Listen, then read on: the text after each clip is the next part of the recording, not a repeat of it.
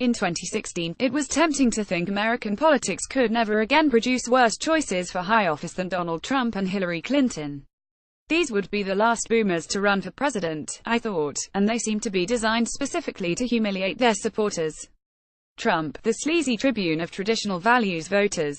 On the other side, the grifter Clinton, who gets rich on behalf of the little guy. The atheist Christopher Hitchens used to argue that religion was useful for getting good and conscientious people to do wicked things. Politics can be used in the same way. Those two candidates could only have advanced so far because American politics is so tightly wired to our fears and hatreds. Why would anyone decent support either of them, unless on some level you feared and hated the other side? But nothing since the election suggests that the trend will change. Politics in 2017 is like a bad after-school special. And the plot twist we all knew was coming is now here. It turns out that Alabama's rooted man of God, Roy Moore, had previously unrevealed sexual sins in his life. Now in the public, they have exploded into a scandal during his insurgent campaign in Alabama's special election to fill Jeff Sessions' Senate seat.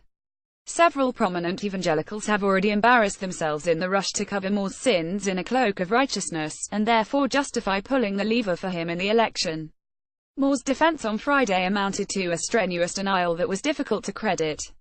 Asked if he could unequivocally state that he never dated a teenager when he was in his 30s, Moore replied, "It would be out of my customary behavior."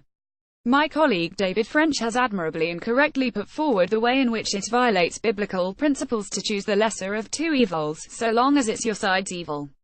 But I'd like to advance the political case against letting fear and hatred lead us to consistently lower our standards and lend our support to the ambitions of less and less worthy people. First, there is the argument from credibility. Every social conservative who supports Moore is increasing the cynicism of American society and justifying widespread skepticism about the sincerity of Christian belief among conservatives. People are reminded frequently that Christian conservatives once demanded that Bill Clinton resign in shame for carrying on an affair with a White House intern. Now some of those supposedly godly men, or their sons, defend Moore's predation of teenaged girls on the grounds that even a child predator is better than a Democrat. This instrumentalism will eventually make it impossible for social conservatives to defend any of their preferred policies. The country won't give consent to pro-life laws if they have good reason to suspect their advocates are insincere. And the public will shrug at the abrogation of religious liberties if it thinks these amount to privileges for hypocrites. Second, there's an argument from good citizenship. You cannot be a good citizen of your country if your immediate political interests outrank every other good in the commonweal. And citizenship requires some self-abnegation, even some risk. Advancing a man of Roy Moore's character to the Senate worsens public life in obvious ways. He's unethical. He flouts the law. And he is peculiarly holier than thou. Choosing the lesser of two evils is a fantastic way to prepare yourself to do worse and worse evils. In this political environment, the war metaphor can become the war reality. Telling yourself that this is war, and in war, you have to make less than ideal choices is a great way to excuse the destruction of your charity and the lifting of restraint, with collateral damage to your integrity. Choosing the lesser of two evils is a fantastic way to prepare yourself to do worse and worse evils. And following it to the end is a bitter fate indeed. The worst tragedies of recent history were driven by masses of people giving in to existential fear and hatred.